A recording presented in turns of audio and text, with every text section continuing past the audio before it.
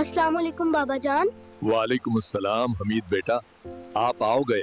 मैं आपका ही इंतजार कर रहा था। बाबा जान, क्या मैं आपसे कुछ सवालात पूछ सकता हूँ? हमीद बेटा, कायनात की सबसे कीमती शे इल्म है। आप कोई भी सवाल पूछ सकते हो।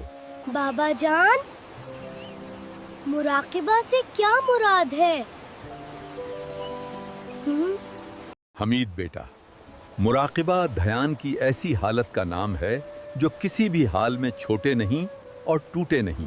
मुराकिबा के मानी हैं कि तमाम तरफ से जहन हटाकर एक नुक्ता पर अपनी पूरी तवज्जो मरकूज करना, और ये मरकजियत अल्लाह ताला की ज़ात अक़दस है।